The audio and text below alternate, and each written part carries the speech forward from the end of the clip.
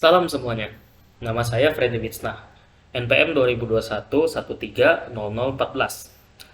Saya dari STMIK LIPMI. Saya di sini ingin menjelaskan tentang MapReduce Hadoop untuk menganalisa Big Data. Daftar isi. Di dalam yang saya akan bahas yaitu pertama MapReduce itu sendiri, definisinya apa.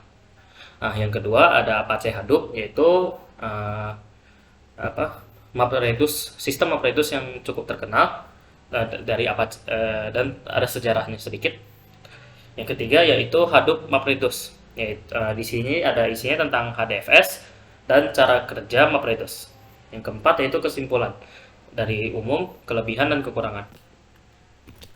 Yang pertama, MapReduce. MapReduce itu sendiri artinya sistem penyusunan data yang besar dengan skala terabyte hingga petabyte. Dan data yang ini juga teracak yang diubah menjadi beberapa bagian kecil. Supaya ini tujuannya agar mudah disusun dan dapat nyaman diakses juga. Banyak perusahaan besar yang menggunakan MapReduce juga. Contohnya ada Yahoo, Google, Amazon, dan Facebook. Selanjutnya Apache Hadoop MapReduce. Apache Hadoop MapReduce ini terinspirasi dari paper Google File System yang isinya merupakan gambaran tentang big data yang digunakan untuk menampung data milik Google yang sangat besar.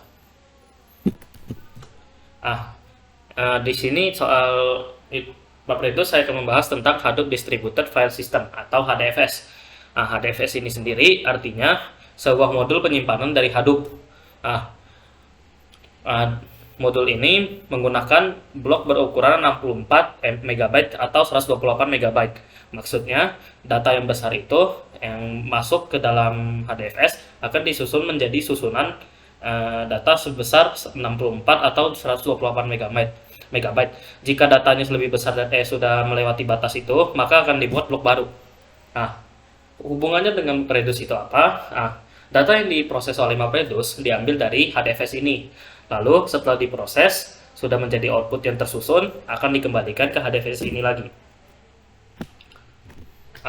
Cara kerja pada MapReduce. Yang pertama, masuklah inputnya, yaitu data yang teracak ini, yang seperti saya tunjukkan pada kursor. Dir, bir, river, car, river, dir, car, bear. Bukan bir ya, bear. Lalu tiap barisnya akan diproses melalui proses splitting. Jadi tiap baris seperti ini dan menjadi 3 baris yang terpisah. Lalu setiap baris memiliki key dan value. Di sini key-nya dir, bear, river. Value-nya di sini belum dimasukin. Lalu yang ini lagi car, river, dir, car, bear. Seperti yang dalam ini disusun per baris. Lalu dilakukan proses mapping. Proses mapping ini membuat daftar atau list dari key dan value.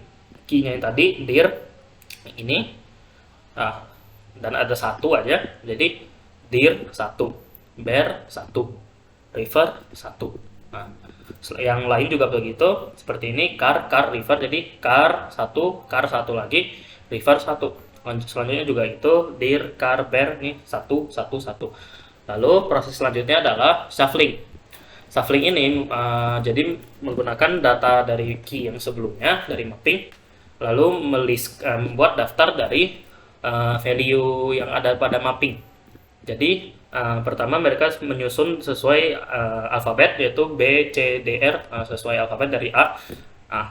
Dan ini bear mulai. Jadi cari mana bear yang lain, ini 1, lalu 1 lagi dari sini. Jadi ada 1. Car juga, yang lain juga gitu, car, dir, river juga. Lalu proses selanjutnya reducing.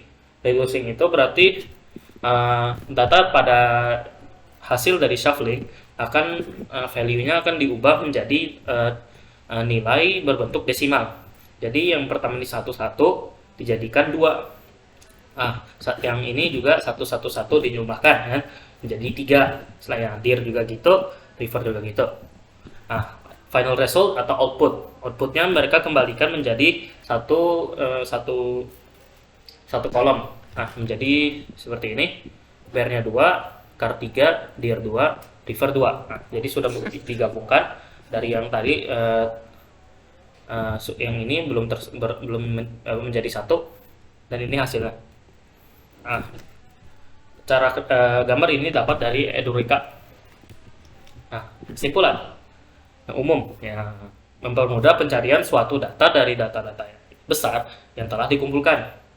Jadi data itu yang sudah disusun oleh MapReduce akan menjadi mudah diakses oleh pengguna. Nah, kelebihannya yang pertama itu jumlah. Jadi memang karena bertujuan untuk itu, jadi jumlah bukan menjadi masalah oleh MapReduce. Lalu cepat dalam konteks hasil outputnya. Nah, maksudnya jika cepat itu berarti jika sudah jadi proses MapReduce itu atau datanya sudah tersusun, pencarian data yang diperlukan itu akan cepat untuk didapat kembali. Jadi jika sudah tersusun perlu data yang B, langsung datang gitu. Nah, kalau itu selanjutnya ada variasi. Nah, karena MapReduce ini berfungsi untuk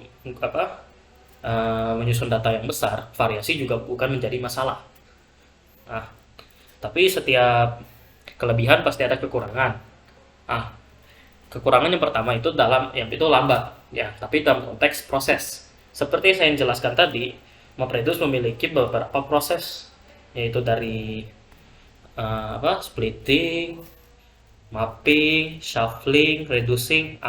Itu berarti memerlukan beberapa proses yang memakan waktu cukup lama.